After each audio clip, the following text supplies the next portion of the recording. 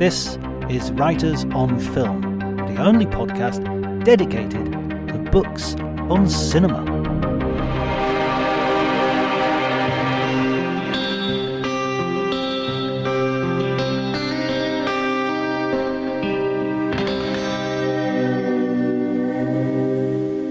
Hello everybody and welcome to Writers on Film. This is the second roundup that I'm doing, and thank God I am joined by someone and no other person than a friend to the pod, the writer and critic, Tom Shone. Welcome back, Tom. Thanks, John. Nice to be with you, and Happy New Year.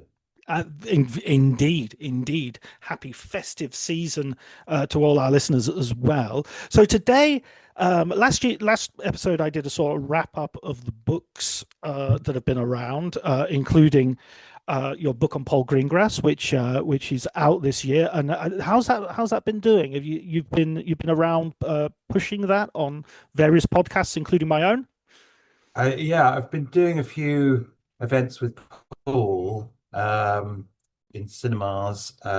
We did one here in Lewis just the other week, which was fun because he got to tease me about the day I spent as an extra. I joined his most recent film, The Rage, which is about the peasant rebellion of 1381. I joined that as an extra for a day because I was curious as to what it was going to be like to be an extra on a Paul Greengrass film and part of a crowd. I love his crowd scenes. They're always so energized. And but I did make the mistake of arriving on set and asking for a cup of coffee. And apparently that had the entire production team kind of convulsed with laughter because it was an independent film. I was thinking it was going to be like craft services. You go and it would be non-stop food, and it was an independent film. We were shooting. It was just outside Munich, and it was dreadfully early in the morning, and I really needed coffee. So it ended up his wife Joanna, one of the producers of the film, ended up getting me a cup of coffee, which doesn't happen for extras normally, but they just thought it was the funniest thing on earth that one of the extras had been heard piping up for lubrication.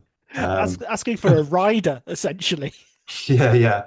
But it was great. I sort of I got to it was slightly terrifying.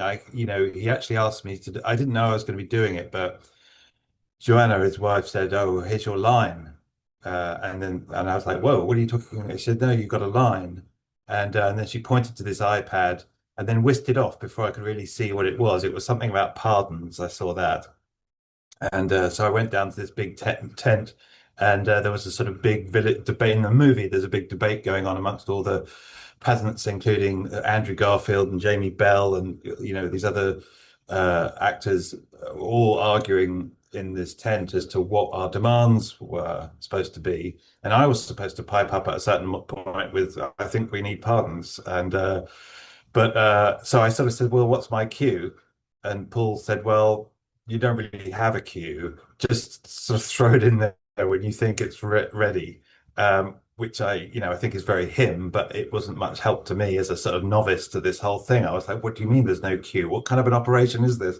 And so I sort of threw it in there, and then it got trampled on a little bit by the noise of the crowd.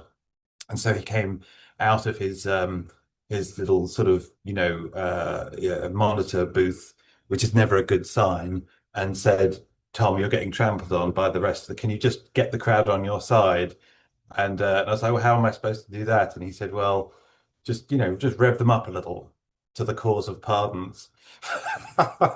So I was being asked to improvise a speech essentially on a real movie with movie cameras rolling and Andrew Garfield standing there and all these other important people. And I must say my stomach just dropped out of me. I was just sort of like, this is not. If he told me this is what I was going to be doing, there's no way I would have gone. Right. And but anyway, thank God we'd been sort of rehearsing bits of jibber jabber with the historian who was on set, because there was no just straight rhubarb, no just rhubarbing on a kind of Paul Greengrass film.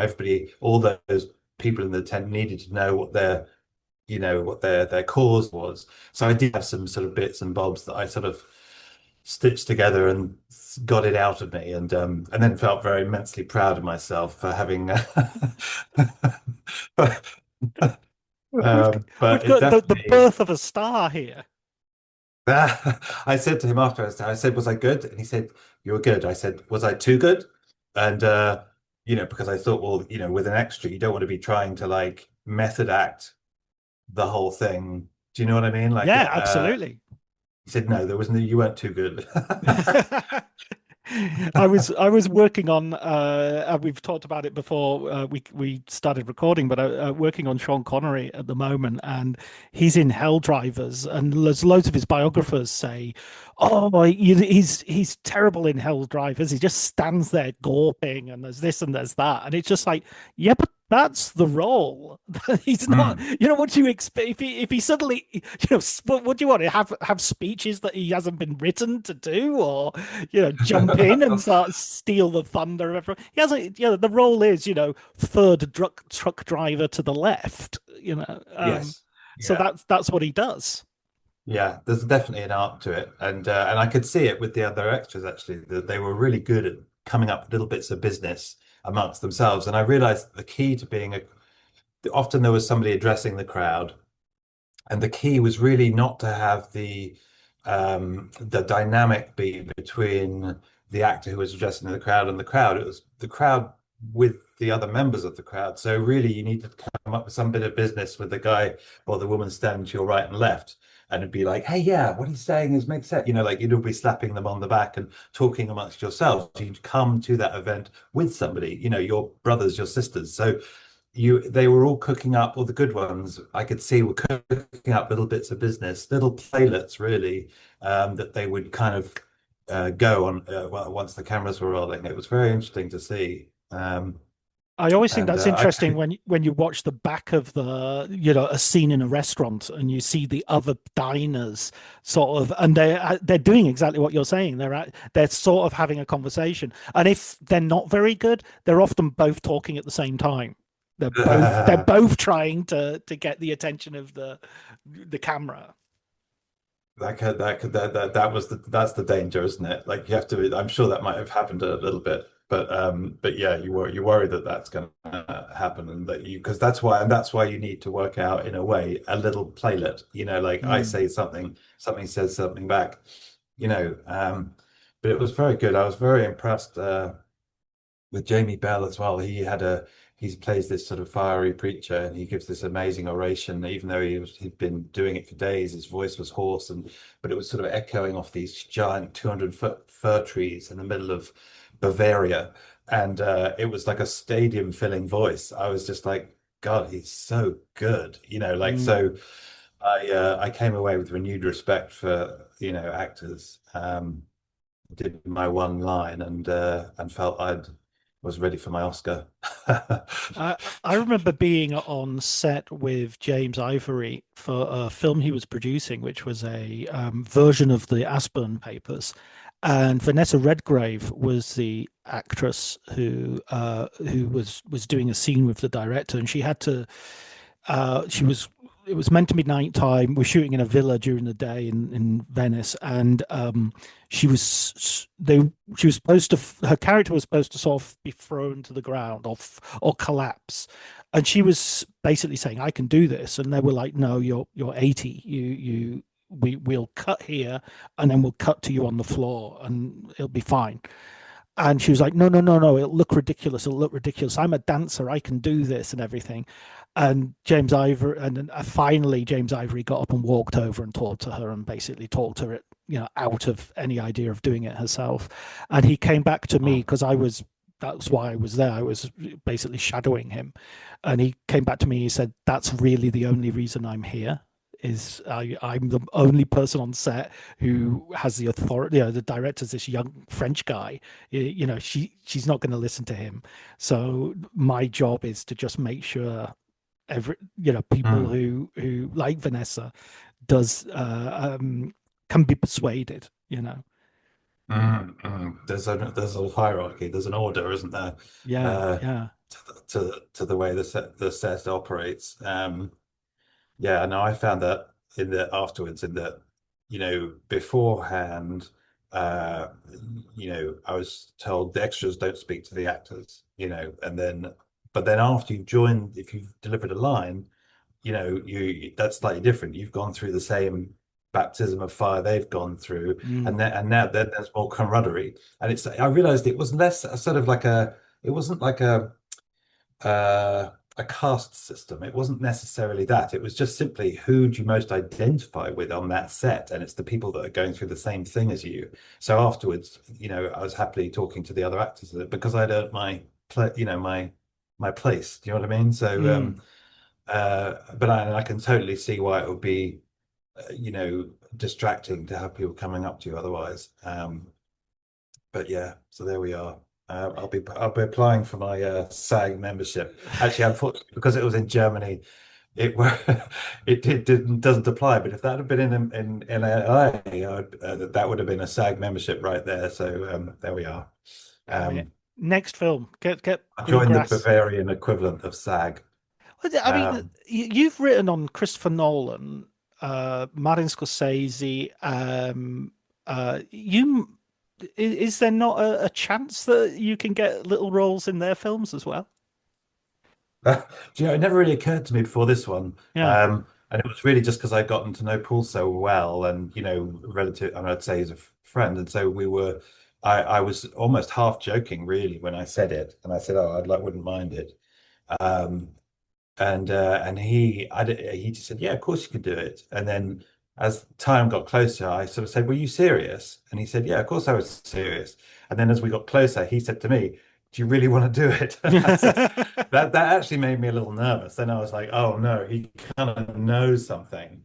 Um, and I said, yes, I do. I think maybe that's when he realized. I mean, I was in scared. They needed it was shooting in Germany. There weren't that many English speakers on the set. Mm. And I now realize I was kind of, it was probably predestined I'd end up with having to say something because, many of the extras were German, which doesn't say that their English wasn't great. It was embarrassingly good, as all German speak English always is. But it's just like, but now I sort of think, oh, he had designs that Mm. on me and what I was supposed to be doing that he carefully hid. Otherwise, I wouldn't have gone. Yeah, it was a twofer. He got you on a twofer as Yeah, yeah. Okay, let's move on to our review of the year then. We've been compiling top 10 lists, which I imagine I've done several, so I'm not even going to sort of numerically think about them too closely. But I think we could just go through a list of top 10-ish films and Mhm. talk about what our highlights have been. What would you? Well, I'll let you go first. What films would you put on your top 10, and what have been the highlights so far? I mean, So far, just because we've got like a day left. something might get under the wire. Yeah. Um, I mean, everybody. I mean, unfortunately, my list probably isn't going to be too different. I mean, from yours, or anybody else's, in that I imagine one battle after another is kind of like, it's certainly for me that was top of the list, and um, I had a kind of I saw it just once, and I just am still, when I think back on that experience, slightly staggered. I definitely found it very audacious, very original, very striking movie, and I kind of couldn't, I can't quite get it. It's definitely going to stay with me. So that was top of the list. I mean, the difference. I really liked the Superman. I'm not sure whether everybody was really on board with me on that, but I absolutely loved that version of Superman that James Gunn did. I thought it was exactly what I wanted a comic book superhero movie adaptation to be. And it had such kind of great quirky humor, and it was a little bit silly, which I think was one of the themes of the year for me, was like the return of silliness as a sort of virtue, whether it was like the Naked Gun remake or whether it was sort of Superman and then deciding to go with the underpants on the outside. There was just a sort of like I don't know quite what it was, but I was sort of ready to embrace that That's again. that's a really Um, interesting point. It makes you wonder if that might be infusing the next James Bond when he comes around. Maybe we'll have a return to silliness there as well, a Moore-like James Bond. But with Denis Villeneuve Possibly. at the helm, it's unlikely, isn't it?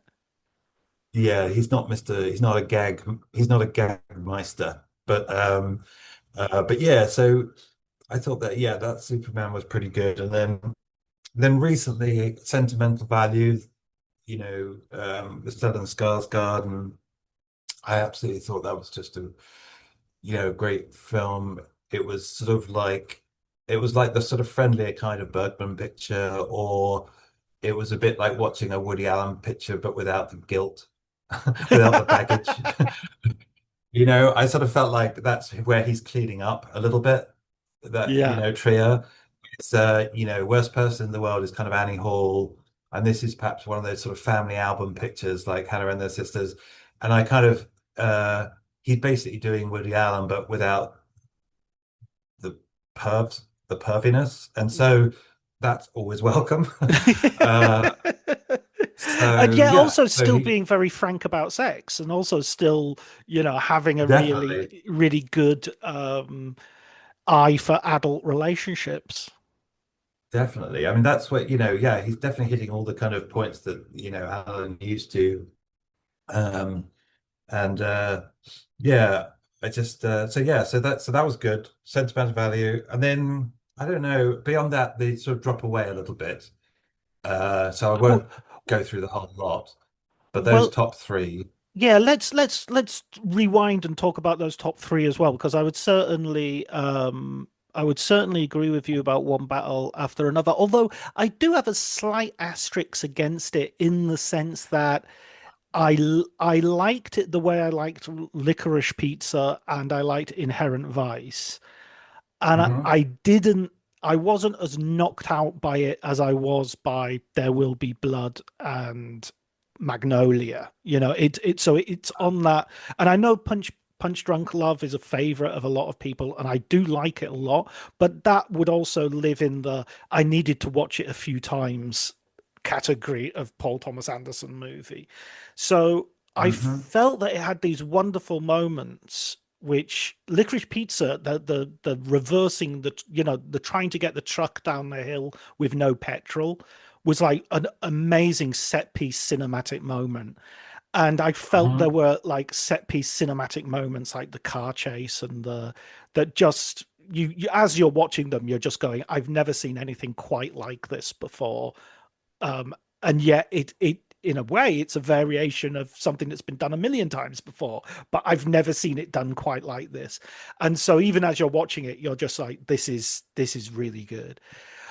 But at the same time, I wasn't quite and I think a part of me not loving it, and there's no I retain the freedom to love it in with subsequent rewatches, might have been in the DNA. It might have been a feature rather than a bug. I read a piece by Robert Daniels for RogerEbert.com, and he made the really good point that the a theme of the year has been um, sort of white men failing, sort of like the failure Mhm. of the white savior, Mhm. from Avatar to The Mastermind, the Kelly Reichardt film with Josh O'Connor, and Leonardo DiCaprio's character, who really is, a fumbler when it comes to a revolutionary, and it's the people around him who are Benicio del Toro and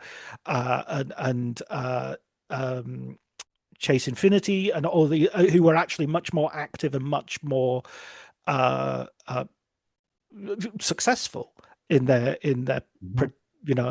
behavior that save the day. And I think that might have been the thing. I kept waiting for DiCaprio to sort of, get into gear, and he's that's not the character. He's someone who's tripping over himself constantly, and that's a good thing.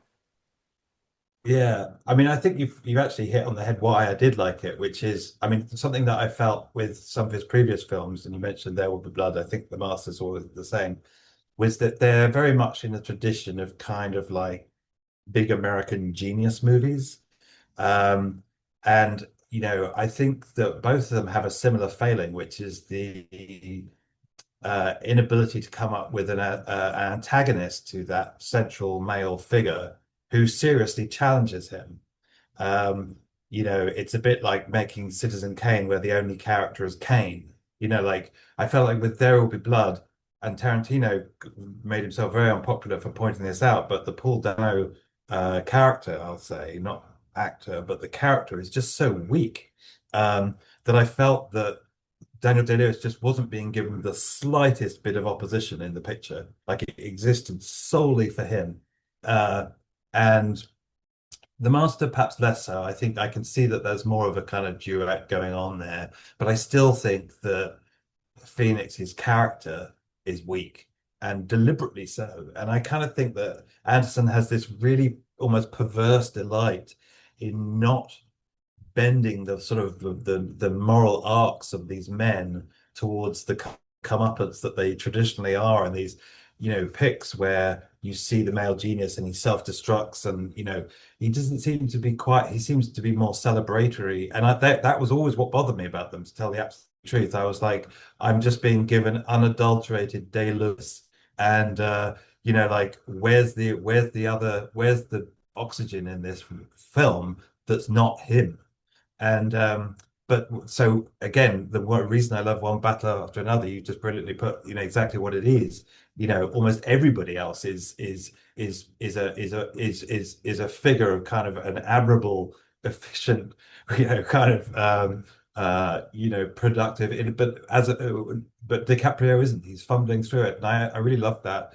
I think he's on his back foot in a sense, like Paul Thomas Anderson wading into particularly kind of racial revolutionary politics.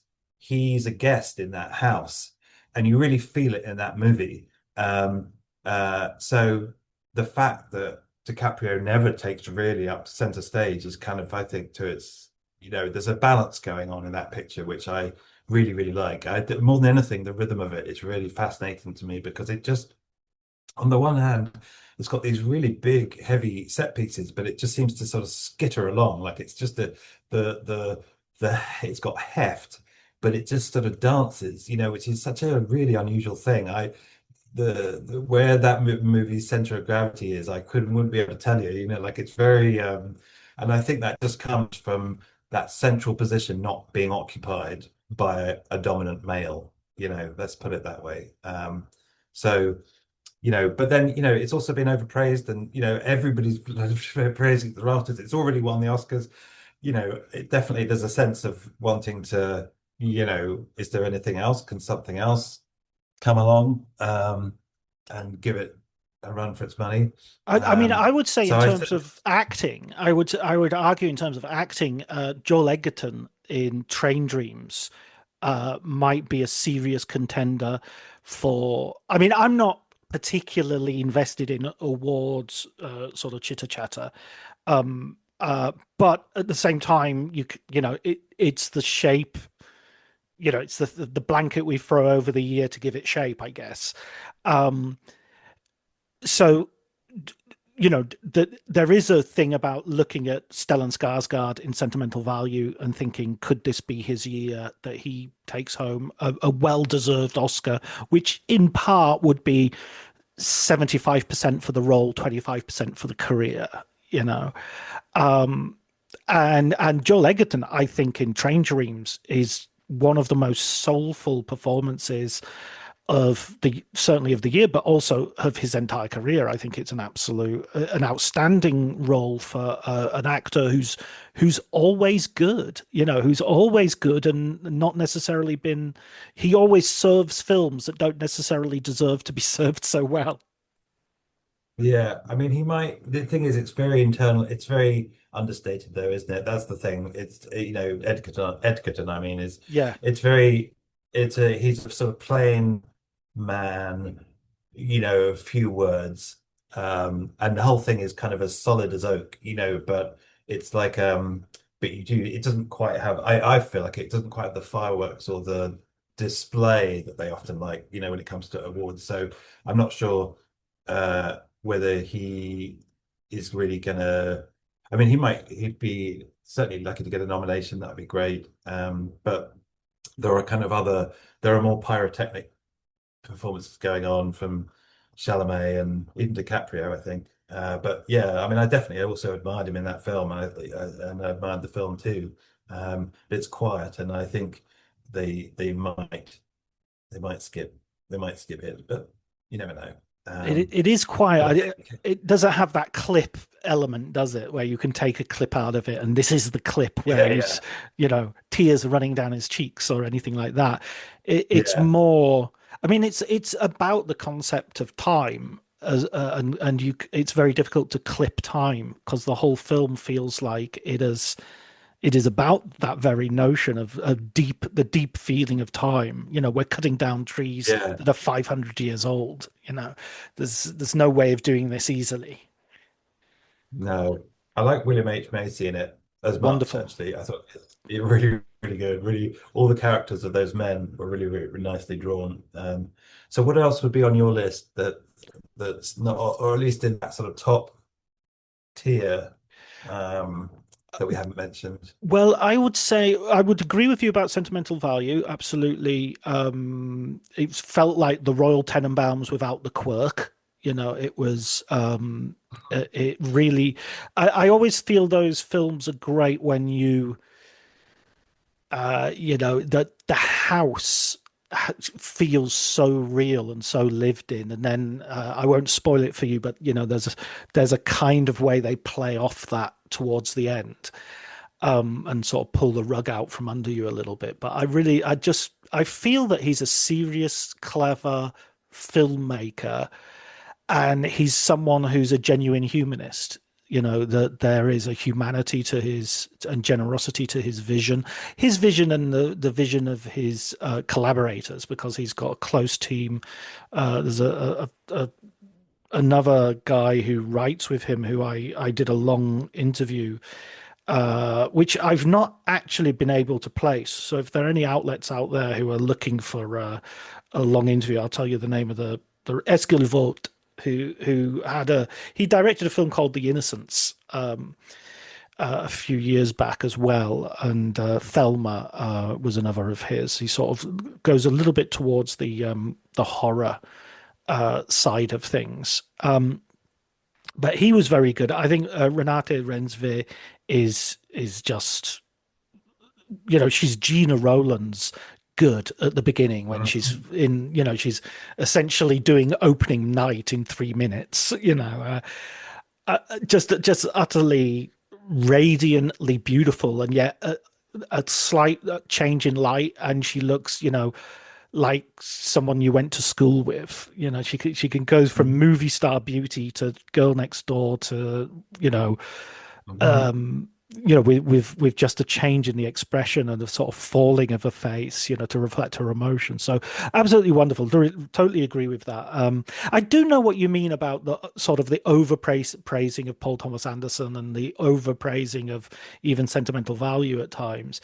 Is I think there's just an unhealthy, I don't know. There's an unhealthy situation with film conversation, or a lot of it fueled by the online conversation, where people seem to get pissed off at each other and end up reviewing the audience or the filmmaker rather than the film itself. It's just like, this is the, I mean, Pauline Kael used to do this in the 70s and 80s, where she'd say, this is the type of film that the people who liked that type of film will like. And it was people who thought the children's hour was profound will love this movie, and it's just like, wait a minute, I liked the children's hour. What's wrong with and it's kind of literally, in the, yeah, it undermines you. It dug under the thing you're thinking about to something you might have thought about, a year ago, and kills you with that. Yeah, I mean, it's funny. You've definitely reminded me of what it was to sort of read those pieces, and And it's reminded me of a truth that I come back to again and again, and particularly around this time of year, which is everybody's right. And what I mean is, we're Yes. only just describing our own reactions. And in the history of kind of movie going, nobody was ever persuaded out of liking a movie that they actually liked because by somebody who didn't like it, and vice versa. I've never been talked, into disliking a movie by somebody who disliked it. Like it just doesn't work. The art of persuasion is not up to it, and you can feel Kale making the most ambitious attempt yet to be absolutist about her judgment by, as you say, tunneling under the opposition. But the fact is, you're right that that is your reaction to the film, and I'm right that this is my reaction. Nobody does selling better than Shopify. Shopify is the home of the #1 checkout on the planet. And the not-so-secret with Shop Pay that boosts conversions up to 50%, meaning way less carts go abandoned and way more sales going through. So if you're into growing your business, your commerce platform better be ready to sell wherever your customers are scrolling or strolling. On the web, in your store, in their feed, and everywhere in between. Businesses that sell more sell on Shopify. Upgrade your business and get the same checkout that Skims uses. Sign up for your $1 per month trial period for 3 months at shopify.com/Westwood1, all lowercase. Go to shopify.com/Westwood1 to upgrade your selling today. Shopify.com/Westwood1. Film, and no debate over the quality of the movie ever led anywhere or ever got settled. my um, my friend Stephen Dalton always says, but anytime we argue about something, he says, but you're forgetting that 99% of what we do is entirely useless.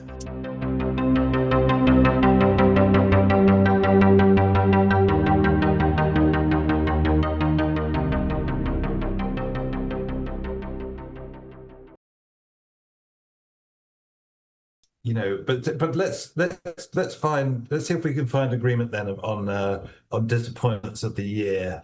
Were there any sort of that might we might find a common cause. Right. Yeah. I mean, this is something we were talking about off the.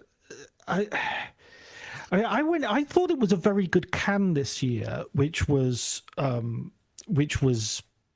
un, not unusual, but it sort of has broken a little bit.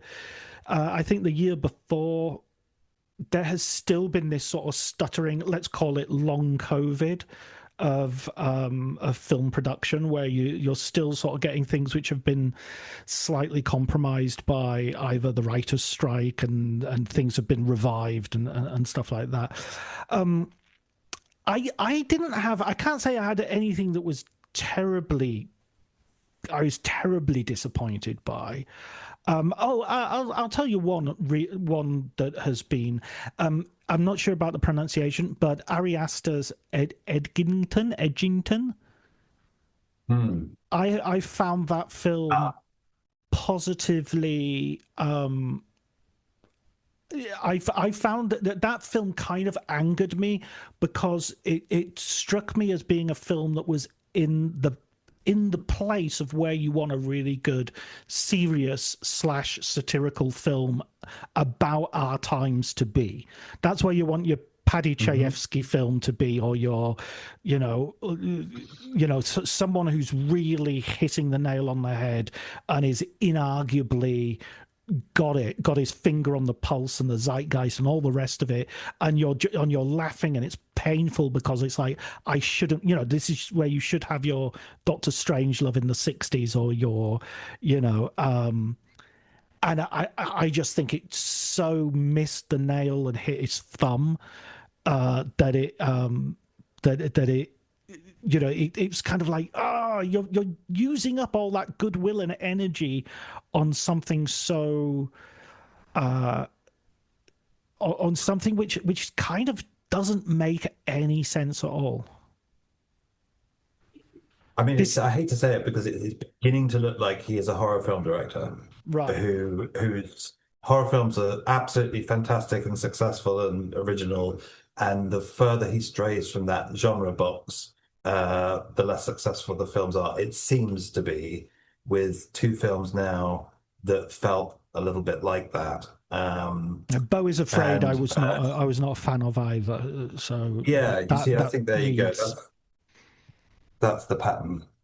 So I know he's been very praised, and Scorsese has sort of singled him out, and I think that his sense of wanting to kind of prove worthy of that praise is probably sort of uppermost in his mind at the moment.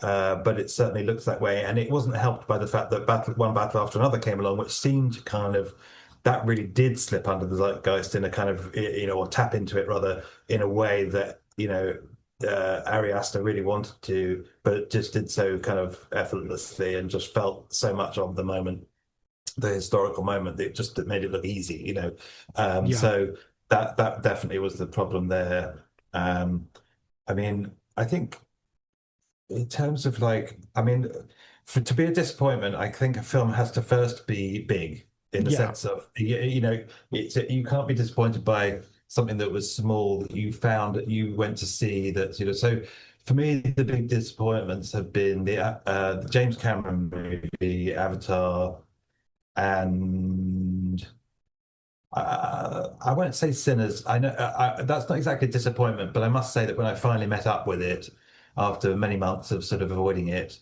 and hearing how great it was, I found it very straightforward, and it was not. I got it.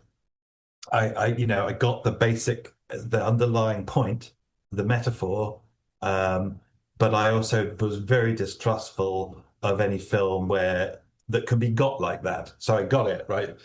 The vampirism of white music on black music, absolutely, the light bulb went off above my head. I also completely distrust thesis movies, and I sort of think, well, yeah, it was too easily got, if you know what I Mm. mean. Like the point was too easily got, and once you've got it, it kind of felt rather empty. So that was unfortunately my reaction to Sinners. I know that a lot of people loved it, so I'm not going to talk anybody out of the love of the film. I think I liked it more than you did. I mean, this is interesting because this is two films we could uh, disagree slightly on. I'm not that far away in either, but I did find the musical set piece in Sinners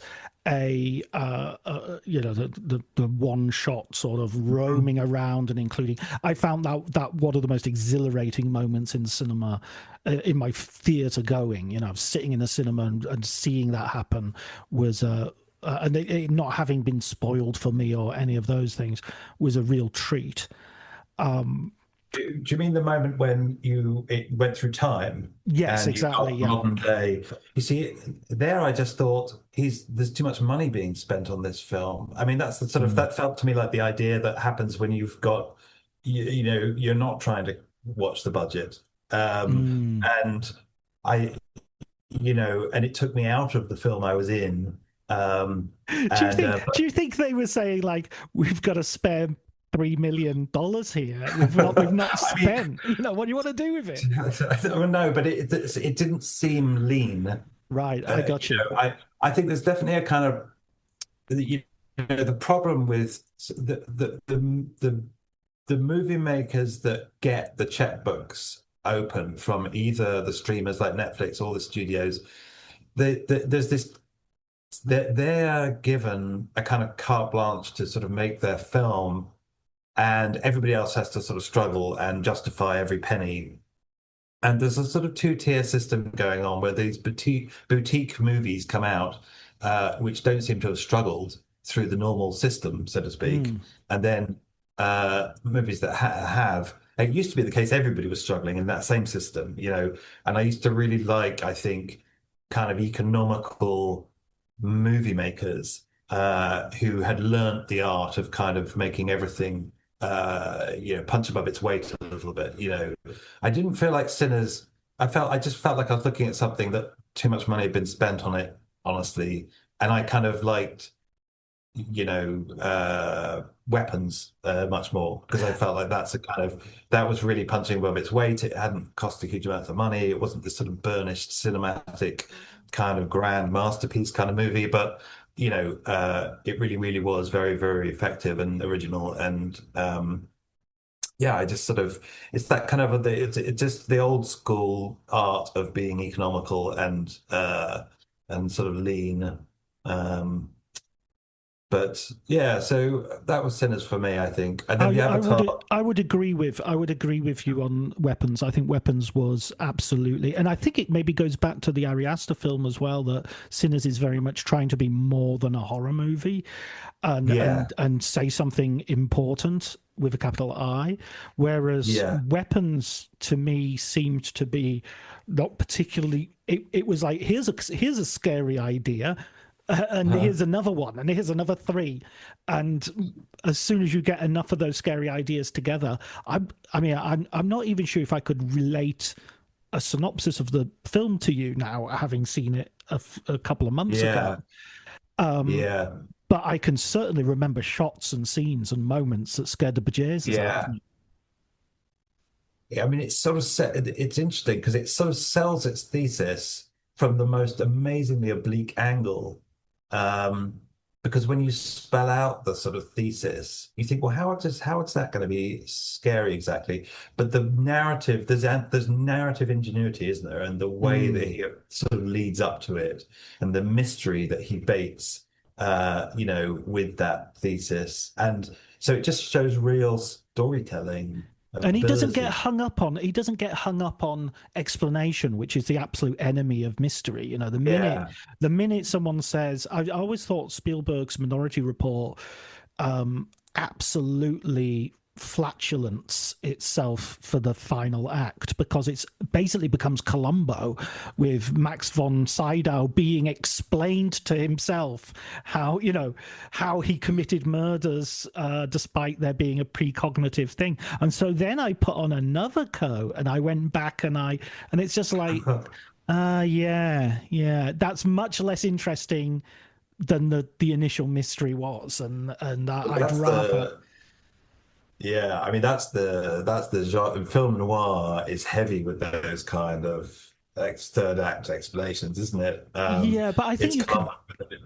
Yeah, but yeah, I think someone like Spielberg. Yeah, I mean, I think this is something of a career problem with late Spielberg. Is he's become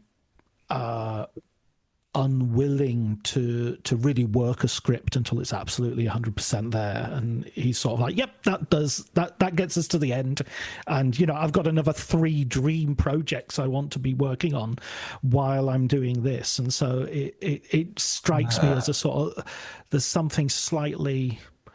I uh can't let that stand. I Go on, can't let that go on, stand. go on. No, I sort of think, Come and well, have a I tell you go what, if you think you're hard enough. I've looked, I mean, I watched Minority again recently, and I did have the same memory of it, in the sense that I do remember there being this sort of exposition at the end. Um, but this time around, when I saw it, I did find myself swept along, and I can't remember how, but he does tell it visually. He finds a way to tell that bit of exposition with images.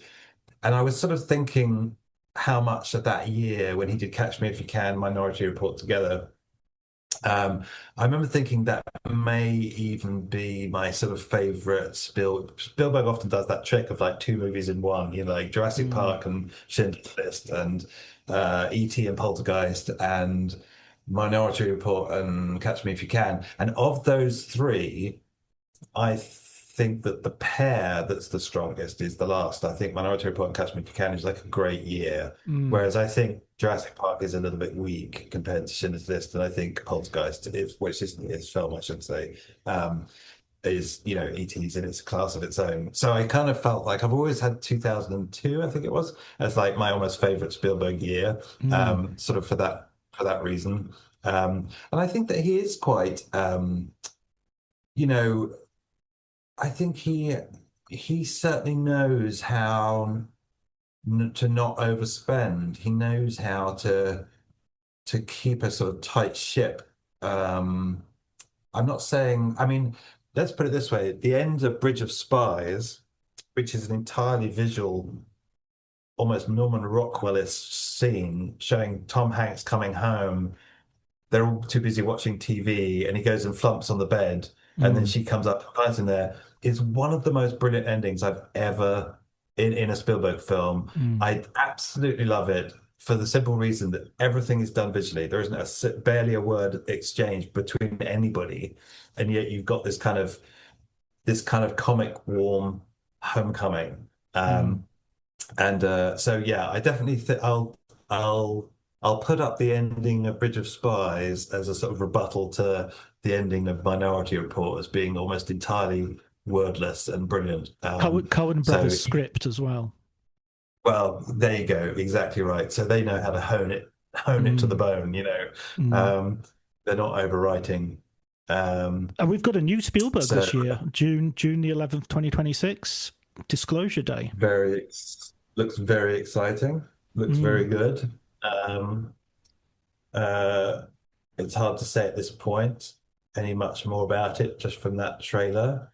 Um, but yeah, it looks to me like he's revisiting the themes that, of the early part of the career with some of the wisdom or the darkness or the know-how of the latter half of the career. I think we saw that with War of the Worlds. Perhaps wasn't quite as successful as could have been, but he's sort of going back to those early, rather wondrous sci-fi conceits. And those movies were always described as childlike, weren't they? Mm. But now he's making his adult version of those childlike films, and yeah, I mean, I couldn't be more excited by that.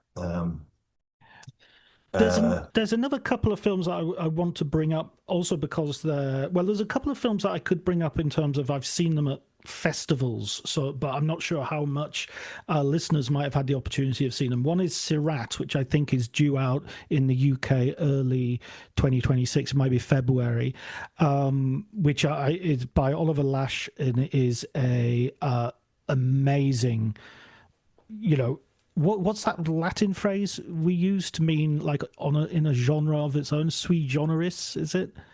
oh yes. How do you pronounce that, Tom? You'll know. uh, I've always said S- sui generis, but Sui maybe generis. Yeah, yeah, but I well, was sort of making it French for some reason. Um, so that is well worth going to if you haven't had the opportunity of seeing that. And also Resurrection, which I saw at Cannes this year, I thought was possibly one of the best and biggest movies I've ever seen. mm, In that competition, it was just mind blowing. But it is a long. This is by Gan, Chinese director. It is a long and remarkable film. There's a bit in the middle where there are people sleeping around a coal fire in the middle of the snow, and the coal embers are just throbbing with like a heartbeat. And it stays on as the snow sort of falls and melts on the embers, and you can hear the sleepers breathing, I'm sure it's not as long as this, but it's like feels like 5 or 6 minutes of that, and it is basically lulling the entire audience to sleep in order to then mm, continue more of its experimentational view of cinema through a series of stories and genres as a series of dreams, and it's just utterly marvelous, really, really well worth. But a couple of films which are available. One I watched last 2 nights ago, Cover Up, the Laura Petraeus documentary about the investigative journalist Seymour Hersh, who was made his name with his uncovering of the My Lai massacre in Vietnam. This is a heartbreaking documentary because it just shows we are where we've always been, which is terrible violence occurring in our names. And when it is uncovered by the very brave few, they are met with hostility and indifference by the general populace. And, it was ever so. The people who were the soldier who was convicted the only soldier, I think, who was convicted of My Lai, served several months and was greeted by as a hero when he exited prison. And likewise, the Seymour Hersh was being roundly attacked for his reporting on Abu Ghraib and now on Gaza. So, yeah, it's not exactly one for Boxing Day, which was when I watched.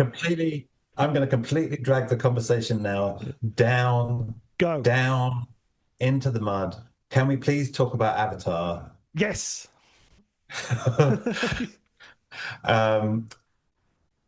Okay. Is there a link here? That's what I'm thinking. No. Okay. It was just those recommendations were fantastic, very, very serious recommendations, and it just immediately sort of it sparked the thought, I just have to just get this off my chest about Go ahead. Avatar and how much that's my biggest disappointment of the year. Okay, so the trailer, I thought the key to the whole Pandora thing, the whole Avatar series that Cameron seemed to be getting right was a different kind of biome for like each movie. So like you got the forests in the first one, you got the oceans in the second one, and the trailer for the third had set up the intriguing idea that this one was going to be set in an entirely different kind of realm. The sort of the Badlands of volcanic ash roamed by this new tribe, of Na'vi.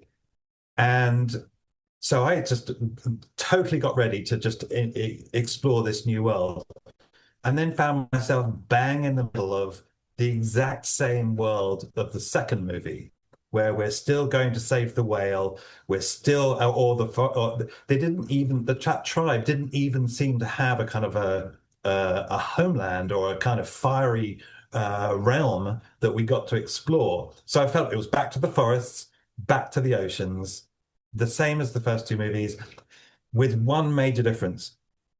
The character that I least liked in the entire Avatar series is now a central focus, and I'm talking about Spider. I'm sorry, that kid drives me nuts. And when I watched the second movie, I remember thinking that this beach blonde, dreadlocked kind of white boy, beach bum, bro character was possibly the most annoying character James Cameron had ever put on screen. And not only that, but he was a massive plot hole because he couldn't survive on Pandora without a friggin' oxygen mask. And yet he'd been adopted by this family who lived there. And so a bit of me was kind of going, that's ridiculous. How on earth is this kid surviving without scurrying back to recharge his oxygen tanks all the time? And lo and behold, this now becomes the entire plot of the third movie. It's almost like Cameron knew that there was trouble with Spider, decided to explore that plot hole a little bit more and try and build it out and try and justify it, and then found the plot hole turning into a cavern, and Spider swallows up the entire friggin' movie. And now we're ending up with this situation whereby just by swallowing one of those polyps, humans can breathe the air on Pandora, which wipes out the premise of the entire series. And it's like you dig on a plot hole, and then unfortunately the whole thing comes tumbling down. And that's what I felt. I felt like Spider is the plot hole that swallowed the franchise. He shouldn't have gone there. That's sort of, what can I say? He screwed the pooch. He screwed the pooch. He couldn't get enough of Spider. He was like, we're going to go, this character's got depths, we're going to explore, we're going to kind of go into this thing. And I just sort of thought, oh no, I don't believe it. So I must admit, I did come out of that sort of wondering whether there should be a 4 or 5, and thinking that Cameron ought to cut his losses and get out of there, before he went, before the Lotus Land claimed him, Yeah, I mean, presumably he's got the stories for 4 and 5 kind of already planned out, because he's he's talking about publishing them as novels if he, Yeah. Listen, he caught the same bug that Tolkien caught, which is, if you're not careful, you end up wanting to live in these places. You build these worlds. And Tolkien was, I'm not being rude about Tolkien. Tolkien was alert to this, and he sort of wrote about the fatal attraction of world building, and came to wonder in later life as he kind of toiled over the Silmarillion whether it was actually swallowing him. And I think that there is this danger with these worlds that they construct, that they end up being a bit like the Garden of the Lotus Eaters in Greek myth, where you kind of go and then you sooner or later you just decide never to go home again, which is the story of Avatar. That's Jake Sully is like, I'm never going back. His body, his human body, forget about it. Just cut loose. I'm now going to be pure Avatar. And sort of, so the idea is you kind of go in, you have a desire to return home, but then it fades. You forget. And soon you're like, no, this world is where I want to be. Or the poppies in the Wizard of Oz. It's the same as the poppy field. You kind of go, you forget what your mission is. You think, this is lovely here. I've always wanted to be here. And I think Pandora is that for James Cameron. I think the filmmakers are not immune to this this sort of weird opiate kind of draw of these worlds. And I think they can't quit. They end up. I mean, how long has he spent doing this? It's been over half his career, more, because he started in '95, which is so. What is that? I mean, his last real world film was Titanic, right? I mean, Right, have I got the exactly. chronology correct? I mean, it's True Lies, Titanic, Avatar.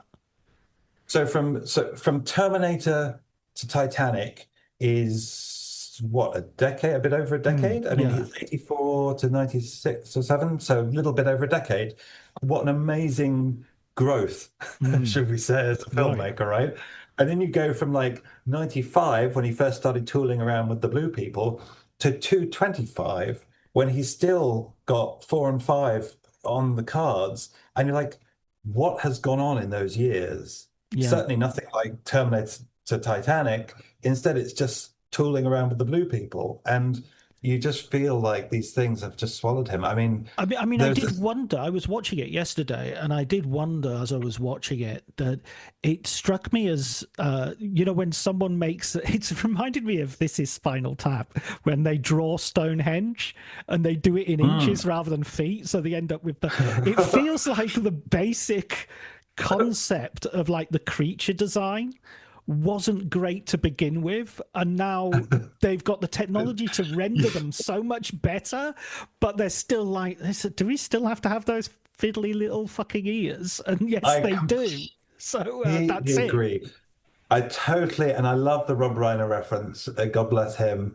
But I felt that with the first movie with those 6-legged horses, and I was like, what? 6-legged what? How does that work? How is that good? It's like kind of Tom Hanks in Big when he gets the robot that turns into a building. It's like, where's the fun in that? Like, I didn't get it. Is that basically what you do when you design an animal? You just kind of go, all right, I'm going to give it more legs than it has on Earth. Like, I'm just going to give it multiple versions. I'm going to give it 10 eyes. I'm going to give it 4 legs. I'm going to give it 10 arms. And that's what you call innovation. That's what you call unleashing your creative gods. I mean, you've got Ursula K. Le Guin just there. You're ripping her off. Read the rest of the books. Read her books. I mean, she has so much imagination when it comes to literally world building and creating environments and things. Whereas cinema, and we can go back to Tolkien, and also I would argue Tim Burton is very much guilty of this. Cinema seems to have, it's a fantasy land, and that equals waterfalls. How many waterfalls can we have? More waterfalls. And it's just like, is that it? Is that where your imagination stops? Rivendell. That's it. That's all you've got. You can't imagine anything else. And I think you're right with the volcano. That was by far the most interesting character, the most interesting part. The one thing I would say, so I think my reaction is this: my expectations were very low, so disappointment doesn't really come into it. I was expecting, I was like, I wanted to go to it was like that mood. I want to go to see a film, no matter what film is on. And Avatar's on, and it's in English, so I'm going to go and see it. And so I went on my own and bought my popcorn and whatnot. And halfway through it, I was thinking, well, it's not entirely boring. And by the end of it, I was thinking, oh, this bit's quite exciting. So it ticked those boxes. The things that it also ticked which were expected, were cloth-eared dialogue in which young people, for instance, say bro, and somebody at some point says high four, because they're aliens and they only have 4 fingers. Get it? Do they really? Yeah. I missed that. That's fantastic. People watched the rushes of that. People watched that went through multiple script meetings, and nobody said, "Hang on a minute, that's fucking stupid." So I mean, it just had these really. James, I wrote an article before I went to see the film about the limited impact that Avatar has had on the culture, despite the fact that it is the most popular film in terms of grosses after Gone with the Wind. And I made the point, like, can you hum the theme tune to Avatar? Can you hum the theme tune to Gone with the Wind? And I can with Gone with the Wind. I can't with Avatar. Even if you can't with Gone with the Wind, I bet you recognize it. Da da da da. There you go. A little bit. I can't do any more because that'd be copyrighted. Can you remember a line from Avatar that just doesn't sound like the simplest sentence in the English language? So, no, I mean, that's the thing. In Gone with the Wind, you have "Frankly, my dear, I don't give a damn." You have "Tomorrow." That there will always be tomorrow. I swear to God, as long as I live, I will never be hungry again. You have a whole. And what do you have in Avatar? I see you. I see you is on page 1 of How to Speak English. It's not a riveting line. It doesn't have the cognitive sort of stickiness that a good line has. It's very. The only thing I liked, sorry, this is because I did say I had a more positive reaction to it. The only thing I liked about it was I love that James Cameron is kind of so he lacks self-awareness to the point where the real pleasure he takes is in doing things like, I hate whale hunting. So what if I had a scene in which all the whale hunters got killed by the whales? And he's got like a 5-year-old's relish for that sort of, oh, they're about to lose, and now they're not. In your face, baddies. And that sort of thing, I actually totally went with, even though it's kind of a hugely misanthropic, you walk away from Avatar thinking, I hope human beings all die. I hope all of them die. And that's the real, even with Spider, it was like, go on, stab him. Go on, stab him. Stab him. You could. I mean, can you imagine what I was like during that scene? I imagine you were shouting in the theater. But I was like, there's a moment where they're seriously tempted to get. Should we just say this is? I don't know if this is a spoiler. They're seriously tempted to take care of Spider. As Scorsese might say, do you mean take care of him? Yes, take care of him. Take him out into the woods and take care of him. And I was practically on my seat saying, "Do it, do it!" And I just couldn't believe it when that whole process was interrupted. They couldn't have got this viewer more wrong. But I think that's you. There was a production of The Diary of Anne Frank with Zsa Zsa Gabor, in which the audience famously stood up and shouted, "She's in the attic." It really was. But I'm very conscious of of who he thinks the audience is when I'm watching those movies. I'm more conscious of who he's aiming that film at than I am of the characters on screen, because the characters on screen often are the audience he's aiming at. The reason why he's filling it with all this kind of sports locker bro talk is because he's making strenuous love to his target audience. Like Spider is Cameron's idea of who's going to see his movies, and I kind of feel like I don't want to get between them. If I'm caught, like they're rushing towards one another, And there we are in the middle, kind of getting, but yeah, like they look like a kind of Yes. They're as glorious to look at as a kind of Yes album cover by kind of Roger Dean, and they sound like a bunch of guys flicking towels at one another, in the locker room after a workout. And it's like that's a weird.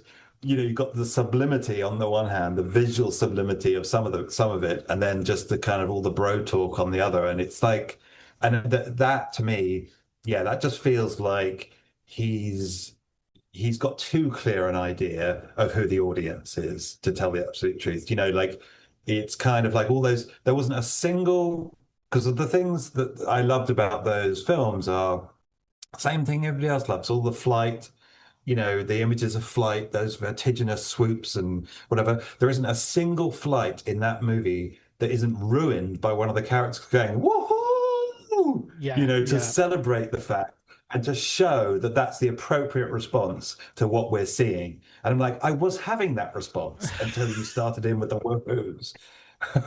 you know and it's like you just become very aware of the dude next to you in the cinema seat, who he is aiming the picture at, and too much so. I'm just like, no, it's like too crowded, get me out of here. So yeah, that's that. I guess that definitely qualifies as a disappointment, but you know Well, let's move. ah, Let's move to. Let's move with a lighter I don't want heart. to yuck your yum. No, no, not at all. Oh, believe me, I was. It was entirely due to the fact that the bar was on the ground that I managed to slither Yes. over it. It wasn't that I was, Yeah, yeah. I'm, And I like how I go to these things. I thought the same thing of the first one. That I went to it thinking, I've read Harry Harrison's Death World series, and this sounds exactly like that. And yes, it is. That's exactly what it is, and it's fine. Right. It's not, as long as you're not Yeah. expecting it to be what James Cameron says it is, then you're probably okay. Yeah. And yet again, I just found Yeah. the 3D bafflingly dim. It dimmed the image without giving me anything back. Let's move towards 2026, so as indeed we are doing. We've already mentioned Steven Spielberg and Disclosure Day. Terrible title, by the way. Hopefully there'll be a speech in the middle of it in which someone will say, today is our Disclosure Day. Today our Independence Day is We here. disclose. Oh. Also interesting that he's chosen sort of sub-Saharan African tribal language for those tick-tocky sounds of aliens as well. Yeah, it's if you watch Werner Herzog's new documentary Ghost Elephants, you will hear exactly what I'm talking about, which I saw at Venice, so it may not be out yet. It might be on a streamer. I've got a feeling it might be a streamer documentary release. So looking forward, well, that would be one of mine. Werner Herzog's Ghost Elephants, great documentary. But you've also got a film coming out which is in your wheelhouse, Christopher Nolan's new Odyssey. Do you think he's going to get caught with the Lotus Eaters? I'm sure that they're in it. I think I've heard that they are in it. And I think how great that the maker of Memento is making The Garden of the Lotus Eaters, where you go and forget everything about what you came and where you're going. So that struck me as, interesting. But I will say that, and by the way, I have the worst track record in terms of like predicting whether his films are going to be successful or not, because believe it or not, I've often thought before the release of most of them, I've sort of thought that doesn't sound like it's going to work. I thought that about Inception. I thought that about Oppenheimer. I thought that about all these things. I was just like, I'm the most pessimistic, even though I've written a book about the guy and I admire him and I, in retrospect, love those movies. I'm the most pessimistic of his movie fans. So I'll just say that at the outset. The thing that struck me about the Odyssey is the same concern that I had before Dunkirk, which is, how is this going to be a Christopher Nolan movie?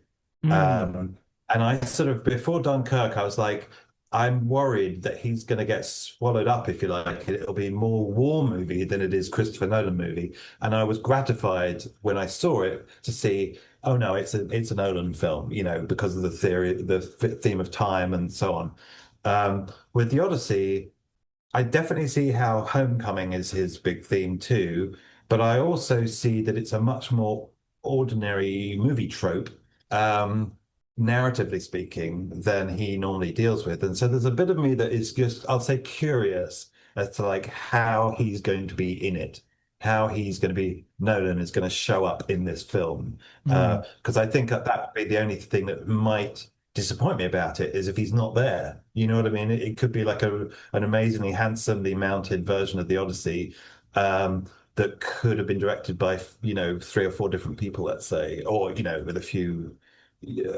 changes in personnel and all the rest of it. So, but is his thumbprint going to be on it? That's my biggest question. I'm sure he's going to prove me wrong again. Always, it's going to be great, and my concerns will be worth nothing. So that's the only thought I had about it. It's I don't know. I mean, the trailer came out the other day, and I remember thinking, okay, all right,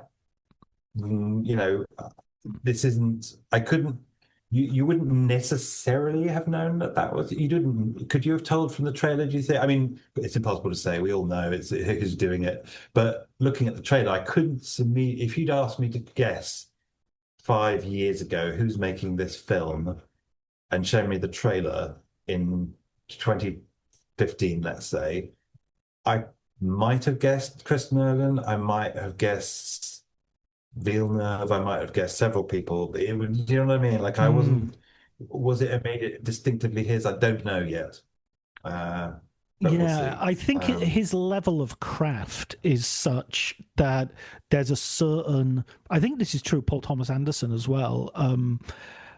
There's a certain you can almost see a shot and think, oh yeah, there's a certain crispness to that. There's a certain. I don't know. It feels like it's imbued with heft and importance that I can definitely see who that's from, or at least it's from a top filmmaker. Villeneuve, I think I would put in my sort of league B of those. I think he aspires to belong to the same class as Nolan, and the same class as Paul Thomas Anderson. Obviously, Paul Thomas Anderson is more on the art house side, but I think Nolan is successfully in his own sort of area zone. He can be taken really seriously and in a way that's very fruitful, as you have demonstrated with your book. His conversation is rich in reference, and he's a very thoughtful person. As for this particular film, I would argue that there are certain other things other than simply the homecoming. I think the idea of the intensely flawed hero, you have like Batman is this person who ultimately has to battle with this idea of justifiable lying to the point that it sort of becomes fascistic. I'm going to give you these results, but they're going to come at a cost of you having to trust me with certain powers that no person should really have. And that is not only at the core of Batman, but it's core of a lot of superhero problematics, much more fruitfully explored in the comic books themselves and the films. But Nolan's comic books movies definitely picked up on that.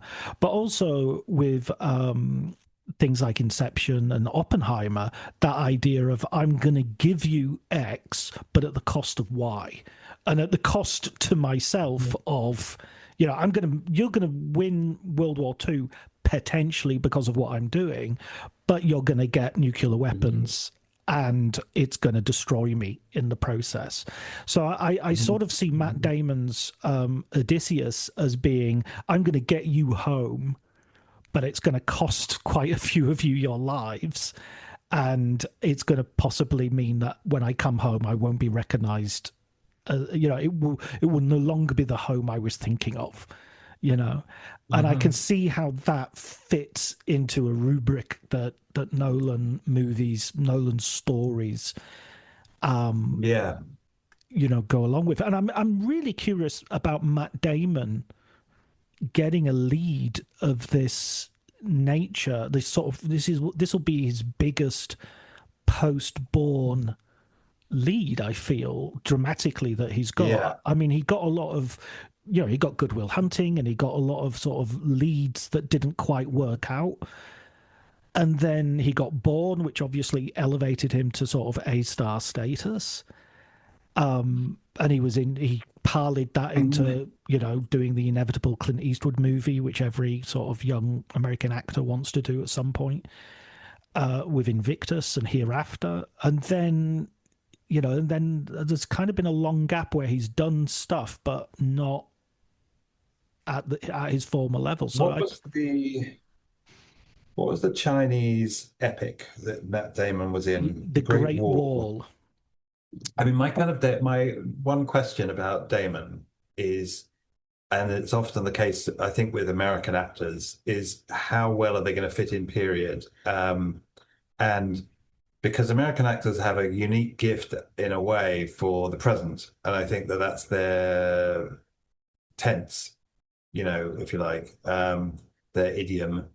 And sometimes they can work when they're put in different periods. Adam Driver is amazingly versatile. You can drop him anywhere and he can thrive, and so it's not necessarily the nationality, but it's just a sort of training or something. I'm not sure, but it's definitely, so that would be my question with Damon, is how well are we going to, I noticed that he roughed up his voice in that trailer. There was some growl to it. There was a bit of a Batman growl to like to what he was doing with his vocal cords. And so yeah, I guess I'll wait and see like how well he fits into period. I mean, I totally take your point about like the sort of Faustian bargain that sort of sits at the heart of his films, right? They're often they're really that story of Faust is really central, I think, to like a lot of those films that Nolan's made. The Devil's Bargain. Interstellar is another one which depends on a lie. We're going to lie to you, and that lie will hopefully be a good one. But on the other hand, it's more precise. I think it's more specific than just flawed hero, if you know what I mean. Like I sort of think, roughing up Odysseus or just showing him as a shadowy figure. I'm not sure it's quite got that kind of, what Nolan seems to really like are those kind of moral double binds where you just can't win, almost like you're just in a sort of moral trap, from which the only way out is to sort of make a sort of deal with the devil. And that's I'm not sort of familiar enough with the Odyssey to know exactly whether that's there in Odysseus. I do know the theme that you're talking about there about him not being recognized upon coming back. That's definitely very interesting. And also, I think that the feeling is that, I mean, Odysseus is he's the opposition to Achilles. And so Achilles is the great warrior who can kill thousands of people and all the rest of it. And that's what he does. He's a fighter. And Odysseus is the smart guy. He's the guy who works stuff out. And so in that sense, he kind of is Bourne-esque. He will look at his environment and the people around him, be very alert to them, and work out a way of getting through the problem. Stuff wax in his ears or in the ears of his crew while they sail past the sirens. But he wants to hear them. So that's going to be, so there's this series of sort of tasks that he goes through that he uses his ingenuity. And I can see where Matt Damon, as a kind of quite a cerebral actor, would be good at that. I suppose the most recent thing he's done in terms of period was a very underrated Ridley Scott movie, The Last Duel. In which he played a very non-Damon role, and he sported a mullet. I remember Ben Affleck being the real star of that film. Actually, I just good in that film. Love what he did. It's exactly what he did with sort of Shakespeare in Love, which is just get this kind of booming braggart or, like egotist and just lose him, in Mm. period. And it was so bold and so funny. I loved him. Um, Adam Driver as yeah, well to prove what you yeah, just yeah, said. to the point. Yeah, well, okay, maybe we'll have that then. It'll be Odysseus, with a SIM card, or using a book to club, Cyclops. someone. Yeah, that's right. So the ingenuity of a man living on his wits alone, I like it. I mean, it's bizarre to say that, and this is where I love Christopher Nolan as well, but because it's so bizarre to say this, but for a book that's been around for thousands and thousands of years, I kind of feel like the Odyssey cinematically is a bit of a blank slate.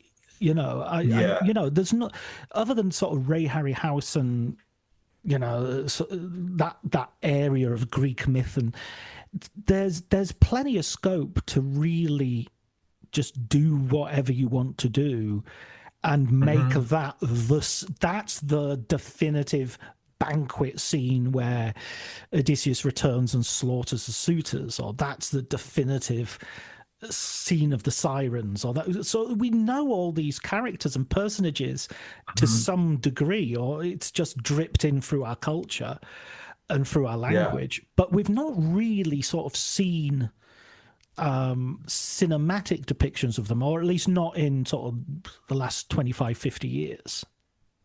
Yeah, yeah. No, that's true. And unlike James Cameron, he will leave the Garden of the Lotus Eaters. Um, Indeed. Are he there any will come home. exactly, and go on to something even more interesting, I hope. Are there any other films that you're looking forward to in the next year? I don't even know what have we got. I mean, I'm not even too sure what film's coming out. I haven't looked at it. Uh, The production release schedule. Oh well, if we haven't got anything on the horizon, one final film that I'd like to sort of have your opinion of, if you've seen it, or is by James Cameron's ex-wife, Catherine Bigelow's House of Dynamite, which oh yeah, I don't mean to diminish her in any way whatsoever by describing her that way. It's just purely as a linkage. But I mean, sure. there's a career. There's a career that's done some phenomenal work, and Yeah. I thought House of Dynamite was one of my surprise hits of the year. Definitely. Yeah, no, it was very, very. I mean, it was a great movie from her on a theme, national security that is clearly very close to her, and one regards in a way as being her theme that she's worked in kind of various form, from The Hurt Locker through Zero Dark 30 to this film. Um, it was very, I mean, it was an interest. It was, I mean, it was formally just extremely tight. I'm not saying anything here new. I think most of the critics kind of picked up on, the one thing I realized is that if you like it, the one thing it lacks, which the other films have, and this may not be a flaw necessarily because it makes it a sort of more interior movie, is violence. There's sort of deliberately, of course, we don't see the sort of phenomenal force of that bomb going off. Um, and the picture is sort of without uh, any scenes I can remember of violence such as raise the pressure, on the Hurt Locker, or Zero Dark 30. And instead, it's very much an interior movie of those guys in the room, I felt like the score was almost doing the work of the violence in the other pictures. She was using a lot more score than she usually does. Um, and it was, wonderful. It was that fantastic new German composer who'd, done All Quiet on the Western Front, um, and the Vatican movie, that very percussive style that he had was almost taking up the place of the kind of body blows or violence that you might normally have in a kind of Bigelow film. So I felt that the sound was extraordinary, and part of why that kind of film worked. Volker Yeah, no, Bertelmann is the oh, name yeah, of the that's right. Yeah, yeah, composer. yeah. Yeah, I totally agree with you. I thought I mean, it's partly to do with the fact that the actual story time is like 30 minutes, even though it's 30 minutes which we have repeated. So nobody really has an opportunity. There's no sort of breakdown in you don't see a crowd going crazy in a supermarket because they're all rushing to get supplies or anything like that, or a sort of Oh, a soldier Mission Impossible style sort of losing it and pulling a gun in order to try to make the generals pay attention. I thought that was great because I thought it didn't dissipate uh, any of the tension, and in fact the most violent thing happens off screen when Jared Harris just steps off a building, and oh yeah, yeah, and yeah, yeah. it's something that comes right at the very end. So, and Mhm, he's mhm. almost similar to Spider. He's almost inscribing a good section of the audience, thinking, "Well, what would I do in that situation?" It's just like, well, I wouldn't wait. I wouldn't hang around. Mhm. I saw a wildly misjudged reading of the film. I don't want to dunk on it, so I won't name the outlet, but which sort of claimed this to be like a right wing apology for premeditated attacks, and I thought Mhm. entirely the opposite. That I was sitting there going, if you fire your nuclear weapons, then you are. I mean, somebody states it. If we fire our nuclear weapons, we're in a war and we're all going to be dead. If we don't, then there's a chance, even a small one, we won't be in a war. And that's the only. That's Yeah, I mean, yeah, if the film has a flaw, I would say the opposite, that I would say that the argument for not non-reaction in the film as it's laid out is way stronger. Like the moment the movie was over, I sort of thought, well, here's what I would do. And it wouldn't be to fire missiles, right? okay. There's We're the on the two same debate, page. Hawk and Dove. Yeah.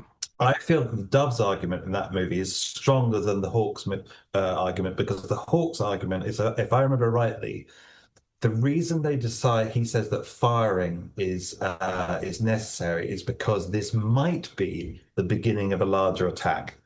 Mm. And that's a huge if on which to launch a huge retaliatory strike. And I couldn't see what you would lose by waiting to first identify where so yes, theoretically, if it's the beginning of of a larger attack that happens immediately after, it might be unwise to wait.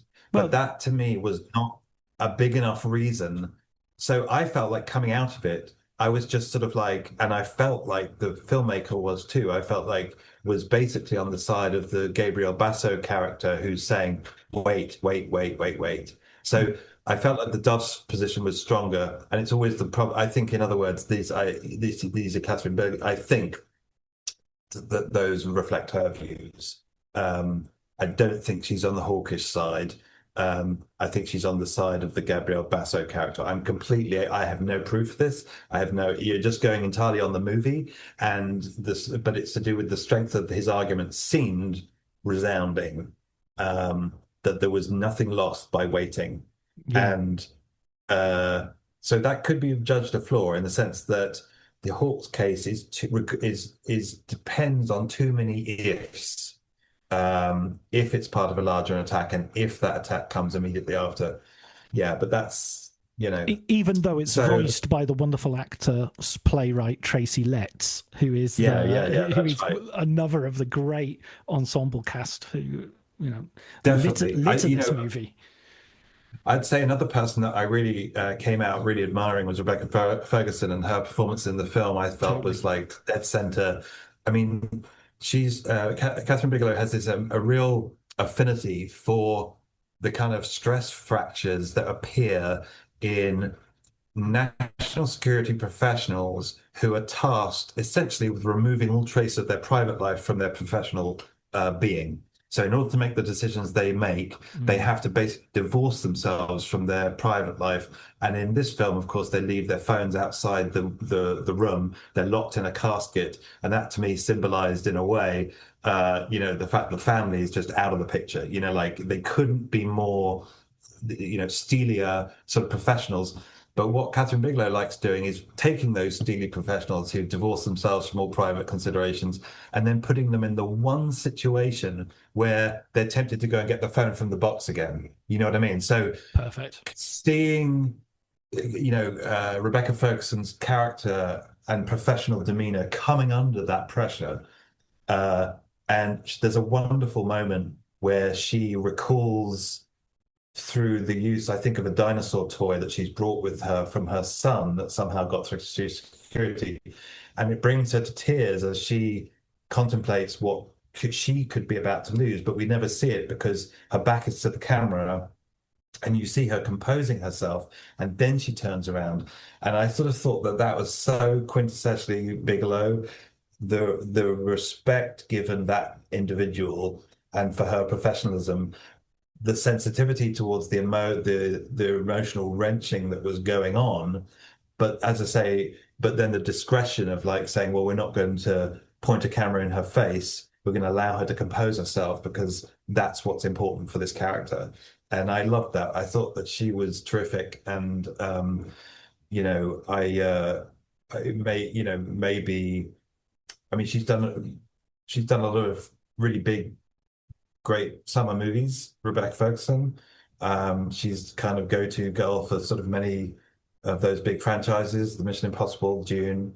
But I felt with this one, I kind of was seeing real acting chops. Not that they're not displayed too in the Mission Impossible film, but it's just different, bag of crisps. And Absolutely. So yeah, I'm with you on that. I think that there are some great performances in that film, and I think she's definitely getting something out of her system, Bigelow. I mean, Yeah. in terms of those kind of authority figures that we invest so much of our trust in, and wanting the last line of defense to be airtight. I mean, I was shocked as everybody is by like I'm sure watching it, like just how amazingly how many holes the nuclear umbrella has, so to speak. Yeah. Hitting a bullet with a bullet. Yeah, I mean, astonishing. Like, and the fact that there is just one place in Alaska, and that there was nothing else. The Washington itself doesn't have any defenses, or that there's no other. That was astonishing to me, and it makes you realize that, of course, the bigger deterrence, the one they're relying on all the time, is the retaliatory force is so overwhelming that nobody would be stupid enough to ever do it, and that's the real defense. The actual on the ground, the actual technological defense is sort of very, very thin. So all you need is somebody stupid enough to do it, and then so there we are. We're relying on the intelligence of the global community. which I mean, anybody watching it today will also be sort of factoring in that's not Idris Elba in the helicopter, leafing through the menu of options. That's Donald Trump in the helicopter, leafing through these menus. He wouldn't even be leafing through them. He would just go, give me the biggest and the worst, and I'll do that one, please. Yeah, I don't know how he would. I mean, it's definitely a frightening thought. I mean, the one thing that could possibly be said for him is that he's terrified of all decisions. He just absolutely hates irrevocable decision making. So maybe you would like to think that the sheer survival instinct might, cowardice might help us. Like just the desire to survive. I mean, it's so who knows actually, to tell the absolute truth, what qualities you want in a leader. He does seem to be, you look at all his decisions and he always backs down, it seems, unless Israel is involved. But everything else, it's sort of he chickens out on and backs away from, and all his threats are empty. And a paper tiger, as they Chinese call him, and it's sort of like, so yeah, you hope that might serve us if it were to come to that. Excellent. I think that's a good note to leave on. World annihilation. Happy New Year. If we make it, we've got another 3 years of Trump. Let's hope we make it through them. Oh God! Don't even let me have to think about this. It's only been a year. Are you kidding me? That's what I was thinking too. Jeez. Well, listen, Tom. Thank you so much for joining me. It's been a wonderful conversation, and I'm looking forward to talking with you in the new year. Definitely, we'll have some cheerier notes. Definitely.